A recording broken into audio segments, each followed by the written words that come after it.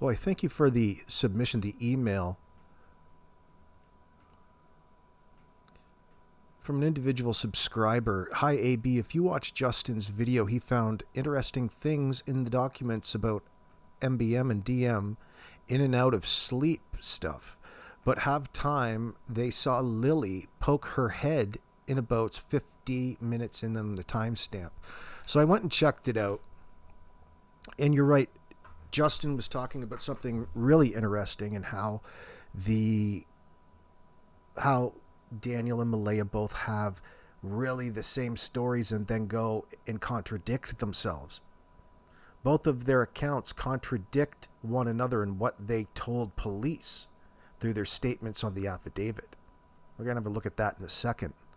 As well, to dovetail on that, the 8:28 a.m. phone call, the missed phone call to Cindy, aligns strangely enough with what Malaya told police in the time in which Lilly was allegedly poking her head in and out of the bedroom door, and it's 8:20. But remember, there's a big problem here. They're drifting in and out of sleep, supposedly, thereby unaccountable. Yet they're awake enough to notice Lilly bop her head in and out. Daniel says he wasn't actually asleep. Malaya says he was. But they don't remember hearing the kids till much later. You know, the going quiet. So they want to lead us to believe that they were busy sleeping. However, all other indicators would suggest that Malaya was up and making a call at 8:20 a.m. She was up making a call at 6 a.m., 6:15 a.m. to call the kids in sick from... By the way, I had a heck of a time trying to find a screenshot of the unredacted documents, but finally did. I believe it came from Daphne's, and then it came outward. I screenshot it over at Mike's and did a video on it about a month ago. That I had to go back and screenshot my video, which was a screenshot from Mike's, which originally came, I believe, from Daphne. Anyway. And that, of course, is on your screen right now if you'd like me to read it. It states in paragraph 3, on May 2nd, 2025, there was a missed call from Malaya at 8:28 a.m. There was also a missed audio call at 10:40 a.m. and a message from Malaya saying the kids were missing and the police were there.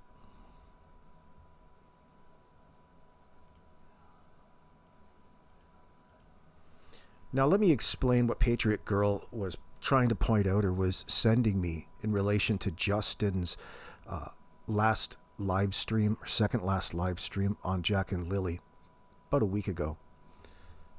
His key discovery, we'll call it, around the 50-minute mark, timestamp 53 minutes, 26 seconds to 58 minutes. This is the moment Justin calls and he says, "Holy Smalley, this is bad, guys. 1000% craziness." Justin reads directly from Malaya's very first police statement, one of two given on May 2nd, 2025, the day the children were reported missing. And I'm quoting from it. "On the day Jack and Lilly went missing, she heard them playing in the other room and was going in and out of sleep. Lilly came in the room around 8:20 a.m. a couple of times. Daniel was sleeping the whole time and didn't really wake up. She didn't hear them anymore around 9:40 a.m. So an hour and 20 minutes. She's saying she was sleeping but awake, that she knows what's going on. So she got up and they couldn't find them. So she called 911. So in Justin's breakdown, Malaya claims, and by the way, before we go, he's right on. He's right on with his statements here. Malaya claims she is the one who saw Lilly entering their bedroom, the parents' room, we'll call it, at around 8:20 a.m. She gives an oddly precise time, around 8:20 a.m. to police. While supposedly dozing in and out of sleep, she explicitly states Daniel was asleep the entire time and didn't really wake up. Now, Daniel's version from his own May 2nd statement directly contradicts this. Daniel said he is the one who saw Lilly sticking her head in, coming into the room a couple of times. Daniel says he was awoke enough to notice it happened multiple times, that it was daylight outside. The TV was on, and he did not check his phone for the exact time. He does not say he was asleep or that Malaya was the one that saw Lilly. Now, Justin's point, which he repeated it emphatically. First of all, this ends up switching around because Daniel says he's the one that seen Lilly, keep coming into the room. Malaya says Lilly came into the room. She's the one that's seen her. And Daniel was asleep. Daniel says he wasn't even close to being in and out of sleep. Said that on the CBC as well. He calls out this, he called this the smoking gun inconsistency that explains why Major Crimes Unit was involved since day one. The parents' stories did not match even their first interviews on the same day the children were reported missing. Now, I think he was tying in some additional context. The 6:15 a.m. school absence marking, Malaya was coherent enough at 6:15 a.m. to mark the children absent from school via the parent portal. Yet she claims she was dozing in and out of sleep until at least 8:20 a.m. and only realized that they were gone at around 9:40 a.m. Lilly playing versus gone. Malaya says she heard both children playing in the other room earlier that morning. Then Lilly specifically coming into the parents' room at 8:20 a.m., then nothing after 9:40 a.m. Now, Daniel later had a retelling of this. In subsequent statements and interviews, Daniel also claims he saw Lilly multiple times and that the kids were attached to him. And he wouldn't listen, and they wouldn't listen to Malaya, further clashing with Malaya's portrayal of a quiet, sleeping Daniel.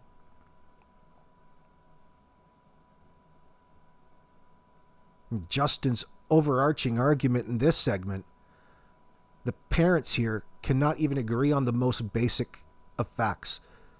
Who was awake and who was physically observed Lilly that morning on the very first day? This is not a minor memory lapse.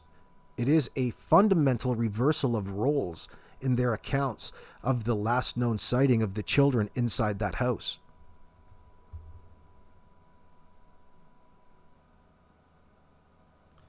By the way, I guess I'll have to edit that last part out.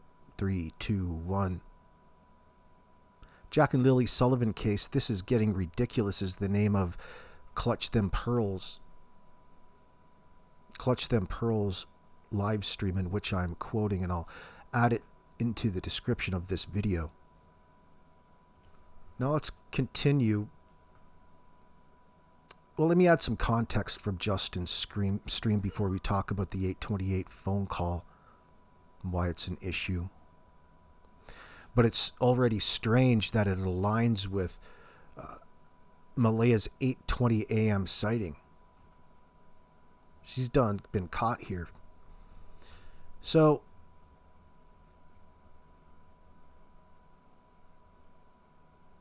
to add some additional context, and Justin tied this in as well, he talked about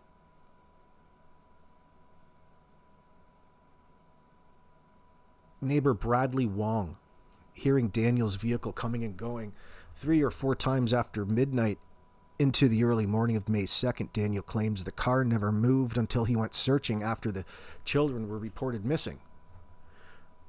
Ron McKenzie, and by the way, there's more than one car around there, and even Bradley Wong later mentioned that there was a different sounding car. At first it was noisy until his return in a car that wasn't as noisy. Anyway, I'll get to that in a little bit. Ron McKenzie, Janie's brother, called Janie at 8:48 a.m. And again at 10:19 a.m., Janie's own earlier interview and phone screenshots appear to omit or downplay an alleged 6 a.m. call.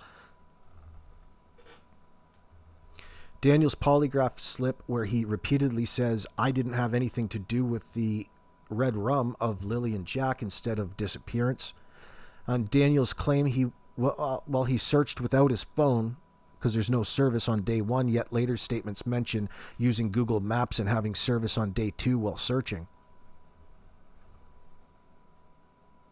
The parents' first day statements about the critical morning window, who saw Lilly, who was awake, and exact timing are irreconcilably contradictory.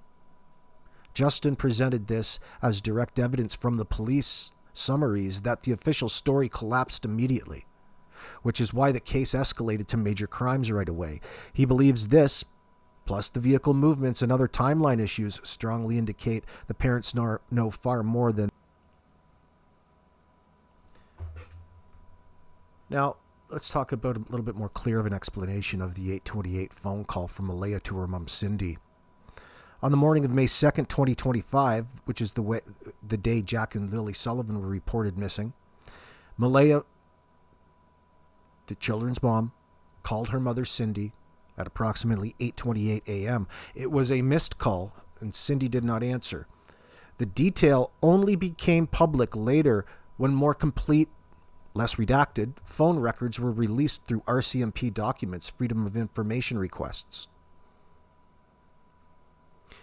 The call stands out because of the timeline Malaya and Daniel gave police.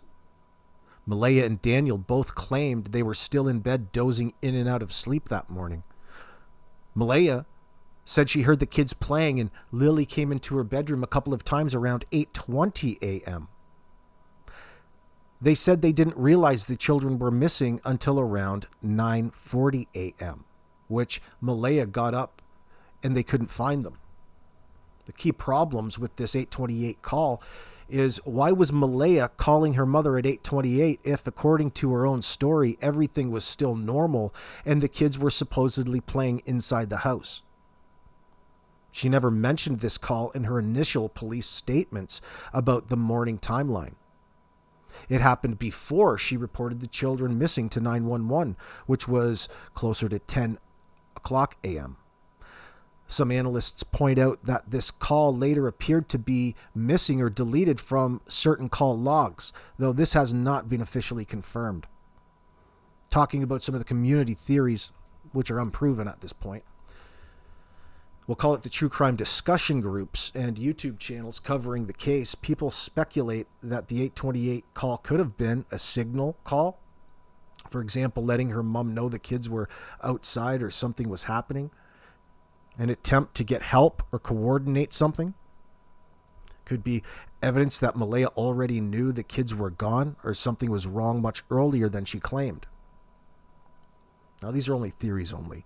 The RCMP has not publicly explained the purpose of the call or what, if anything, was discussed. Of course, it was a missed call. Bottom line is the 8:28 call to Cindy is one of the many timeline contradictions in this case. It doesn't line up cleanly with Malaya and Daniel's accounts of a slow, normal morning where they were half asleep until nearly 9:40 a.m. It's one of the details that made many people immediately suspicious when the phone records surfaced in the released documents. Now, this is based on the RCMP documents and statements that have been made public. The RCMP have not given an official comment on the specific meaning of this call.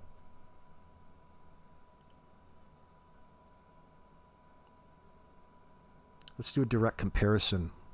So what Justin was highlighting is Malaya's very first statement, one of the two given on May 2nd. She heard the kids playing in the other room. She was going in and out of sleep. Lily came into their bedroom at around 8:20 a.m. a couple of times. Couple usually means two. Daniel was sleeping the whole time and didn't really wake up. Didn't really? She didn't hear the kids anymore around 9:40 a.m., so she got up and they called 911. Of course, Justin reacted that this is a massive contradiction because Daniel's statement says the exact opposite. So let's compare. What the affidavit actually says, paragraph 19A on page 9 of the PDF, the affidavit, states Malaya's first day account, almost verbatim, quote, "On the day Jack and Lilly went missing, she heard them playing in the other room and was going in and out of sleep. Lilly came in the room at around redacted time. We now know it's 8:20, a couple of times. Daniel was sleeping the whole time and didn't really wake up." Well, he didn't really wake up. Well, what the hell does that mean? She didn't hear them anymore at around redacted time, which we now know is 9:40 a.m. So she got up and they couldn't find them, so they called 911. The times are redacted in the public version with the V3 delayed disclosure, but Justin had the unredacted, earlier released version that showed 8:20 and 9:40. Now, Daniel's contradicting statement from the affidavit, paragraph 21C, immediately after the affidavit summarizes Daniel's May 2nd statement, and I quote, "Daniel said he was in the bedroom with Malaya and Meadow. Lilly came in a couple of times, but he did not check his phone to see the time. The television was on, and it was daylight outside. Lilly didn't say anything. She would just open the door and look in and then leave again. She did that 2 or 3 times." The exact contradiction that Justin was calling out is Malaya saying, "I saw Lilly. Daniel was asleep the whole time." Daniel saying, "I saw Lilly coming in multiple times. I was awake."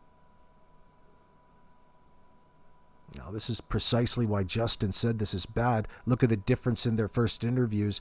And if you want to know why Major Crimes was there, almost immediately look at their story. So there's probably more, but there's 5 significant contradictions from this affidavit in the statements from Daniel and Malaya. Number 1, the most significant in my mind, is this 8:28 a.m. missed call. Could potentially, I think it's the most damaging single detail in my opinion. Comes from the unredacted phone records, Cindy Murray's statement, paragraph 33 of the affidavit. Quote, "On May 2nd, 2025, there was a missed call from Malaya at 8:28 a.m.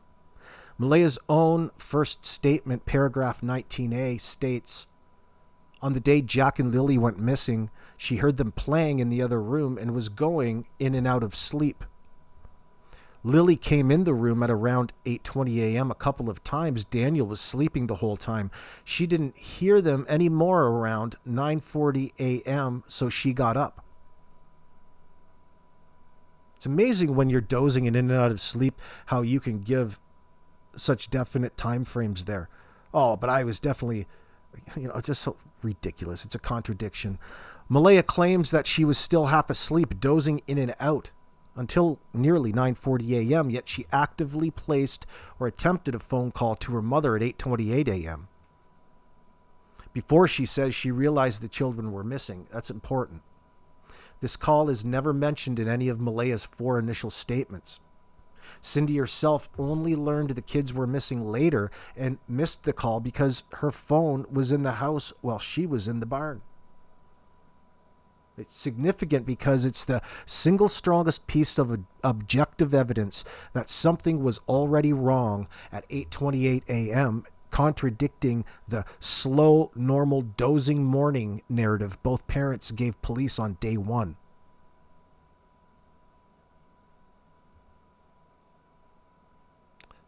Second contradiction.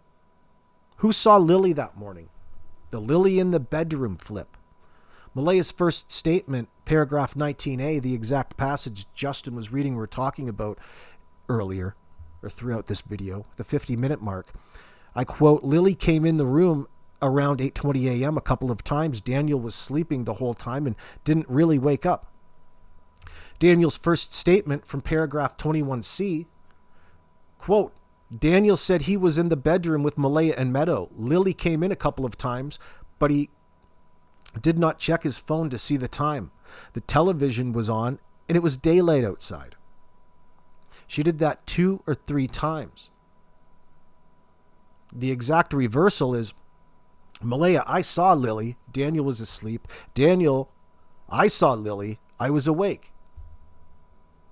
The RCMP affidavit places these two contradictory accounts back to back in the same document.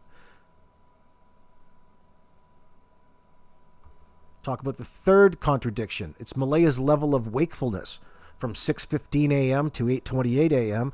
and from 8:28 a.m. to 9:40 a.m. So from 6:15 to 6:18, Malaya is coherent enough to log into the school app and mark both children absent. At 8:28 a.m., she attempts to call her mother. At 9:40 a.m., she all of a sudden doesn't hear the kids anymore and only then realizes they're missing.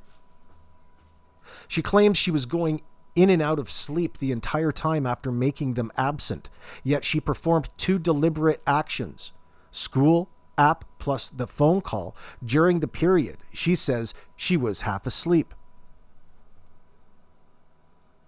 The fourth contradiction, inconsistency. Daniel's search timeline versus phone location data. Danny repeatedly told police that on May 2nd and May 4th that he did not take his phone while searching because there's no service anyway. He searched for hours without checking the time. Yet in his May 6th statement, he admits he did have his phone on the second day of searching and used Google Maps.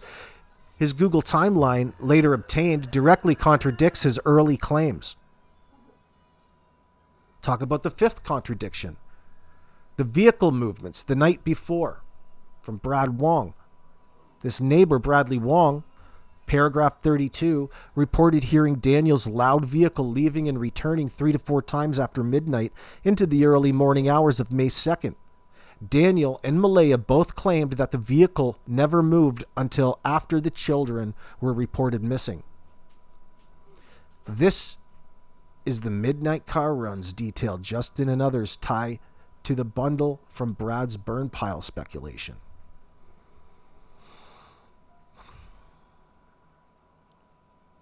These contradictions appear in the very first statements given on May 2nd, 2025, the same day the children were reported missing. The RCMP affidavit documents them in detail, which is why Major Crimes was brought in almost immediately.